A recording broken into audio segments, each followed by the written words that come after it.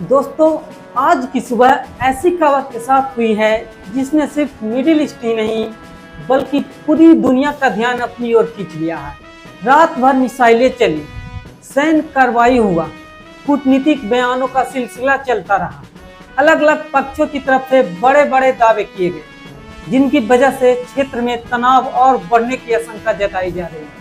दोस्तों, आज के इस स्पेशल शो में हम आपको बताएंगे कि आखिर रात भर क्या क्या हुआ, किसने किस पर क्या आरोप लगाया, किस देश ने कौन सा बड़ा फैसला लिया और इन सब घटनाओं का असर आने वाले दिनों में मिडिल ईस्ट और पूरी दुनिया पर क्या पड़ सकता है।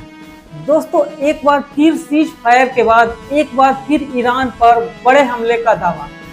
अमेरिकी सेंट्रल कमांड यानी सेंटकॉम ने दावा किया है कि उसने कई सैन्य कार्रवाई की। अमेरिकी मीडिया ने इन कार्रवाइयों को हाल के दिनों की सबसे बड़ी कार्रवाई बताया है। वहीं ईरानी सरकार मीडिया का कहना है कि हालात नियंत्रण में है और स्थिति सामान्य होती जा रही है। लेकिन दोस्तों, इन सब पूरी कहानी में सिर्फ मिसाइलें ही नहीं हैं। अमेरिका ने आर्थिक मोर्चों पर भी बड़ा कदम उठाया है। रिपोर्ट्स के मुताबिक ईरान के तेल कारोबार से जुड़ी एक अहम राहत वापस लेने का फैसला किया है। दोस्तों, सवाल यह है कि क्या अब ये वाशिंगटन सैन्य के दबाव के साथ साथ आर्थिक दबाव भी बढ़ाना चाहता है।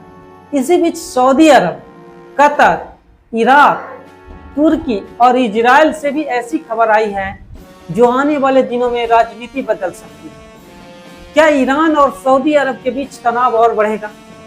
क्या अमेरिका और ईरान की बातचीत सिर्फ औपचारिकता बनकर रह गई है? और क्या डोनाल्ड ट्रंप तुर्की को F-35 फाइटर जेट देने का रास्ता खोलने जा रहे हैं? और क्या गाजा में एक बार फिर आम नागरिक की सबसे बड़ी कीमत चुका रही है? इन सभी सवालों के जवाब आज के इस विशेष बुलेटिन में आपको विस्तार से देंगे। तो दोस्तों, अगर आप मिडिल ईस्ट की हर बड़ी खबर को सिर्फ सुर्खियों में नहीं बल्कि पूरी पृष्ठभूमि के साथ समझना चाहते हैं तो इस वीडियो को आखिर तक जरूर देखिएगा। अगर वीडियो पसंद आए तो लाइक कीजिएगा और अपने दोस्तों के साथ शेयर जरूर कीजिएगा और साथ ही चैनल को सब्सक्राइब करना मत भूलिएगा। तो चलिए शुरू करते हैं आज की सबसे बड़ी खबर के साथ। दोस्तों, सीज फायर के बाद एक बार फिर ईरान से बड़े घटनाक्रम की खबर सामने आई है। अमेरिकी सेंट्रल कमांड यानी सेंटकॉम ने दावा किया है कि उसने ईरान से जुड़े कई ठिकाने पर सैन्य कार्रवाई की है। अमेरिका अधिकारियों के अनुसार यह कार्रवाई हॉर्मुज जलडमरू मध्य से गुजरने वाले व्यावसायिक जहाजों पर कथित हमलों के जवाब में की गई। अमेरिकी मीडिया रिपोर्ट ने दावा किया है कि यह हाल के दिनों की सबसे बड़ी सैन्य कार्रवाई थी। वहीं ईरानी मीडिया का कहना है कि प्रभावित इलाकों में राहत और बचाव का काम पूरा कर लिया गया है तथा हालात सामान्य हैं। दोस्तों, जब भी हॉर्मुज जलडमरू मध्य का नाम सामने आता है पूरी दुनिया की नजरें वहीं टिक जाती हैं। इसकी वजह साफ है, दुनिया के समुद्री तेल व्यापार का बड़ा हिस्सा इसी रास्ते से गुजरता है। ऐसे में यहाँ बढ़ता तनाव केवल क्षेत्रीय नहीं बल्कि वैश्विक चिंता का विषय बन जाता है। दोस्तों, इसी घटनाक्रम के बीच अमेरिका ने आर्थिक मोर्चे पर भी नया कदम उठाया है।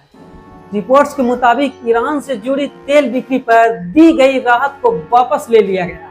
अमेरिकी पक्ष का कहना है कि क्षेत्र में बढ़ते तनाव को देखते हुए यह फैसला लिया गया। दोस्तों, अब सवाल ये है कि अगर सैन्य कार्रवाई और आर्थिक दबाव दोनों एक साथ बढ़ते हैं तो क्या आने वाले दिनों में बातचीत की संभावना कमजोर पड़ेगी या फिर यह दबाव की नई वार्ता का रास्ता बनेगा? फिलहाल अलग अलग देशों के बयान लगातार सामने आ रहे हैं। पूरी दुनिया की निगाहें इस बात पर टिकी है कि अगले 24 से 48 घंटे में हालात किस दिशा में जाते हैं। लेकिन दोस्तों, कहानी यहीं खत्म नहीं होती। अब जो खबर हम आपको बताने जा रहे हैं वह पूरे खाड़ी क्षेत्र का समीकरण बदल सकती है। सऊदी अरब ने भी अब खुलकर अपना रुख दिखाना शुरू कर दिया है। आखिर क्या कहा रियाद ने और कतर ने ईरान के खिलाफ कौन सा कूटनीतिक कदम उठाया? यही सवाल इस वक्त पूरी दुनिया पूछ रही है। दोस्तों, रिपोर्ट के मुताबिक हॉर्मुज जलडमरू मध्य में सऊदी तेल टैंकर और कतर के एक एनजी टैंकर पर हुए हमले के बाद पूरे खाड़ी क्षेत्र में तनाव बढ़ गया है। सऊदी अरब ने इस घटना की कड़ी निंदा करते हुए कहा है कि समुद्री व्यापार और अंतर्राष्ट्रीय ऊर्जा आपूर्ति को निशाना बनाना बेहद गंभीर मामला है।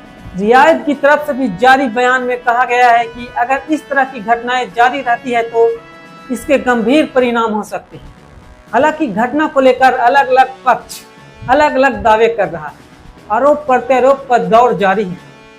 दोस्तों याद रखिए, हॉर्मुज जलडमरू मध्य सिर्फ एक समुद्री रास्ता नहीं है, यह पूरी दुनिया की अर्थव्यवस्था के लाइफलाइन माना जाता है। दुनिया का तेल व्यापार का बड़ा हिस्सा इसी रास्ते से गुजरता है। अगर यहाँ तनाव बढ़ता है तो सिर्फ मिडिल ईस्ट ही नहीं बल्कि पूरी एशिया, यूरोप और अमेरिका तक इसके आर्थिक असर महसूस किए जा सकते हैं। और यही वजह है कि इस इलाके में होने वाली हर छोटी बड़ी घटना पर दुनिया की नजर रहती है। और इसी बीच कतर ने भी कूटनीतिक स्तर पर बड़ा कदम उठाया है। रिपोर्ट्स के मुताबिक कतर ने ईरानी के डिप्टी एम्बेसडर को तलब किया है और अपना विरोध दर्ज कराया।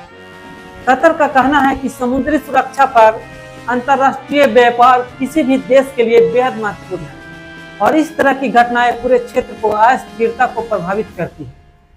दोस्तों अगर खाड़ी देश एक के बाद एक इस तरह के सख्त रूप अपनाते हैं तो आने वाले दिनों में कूटनीतिक तनाव और बढ़ सकता है।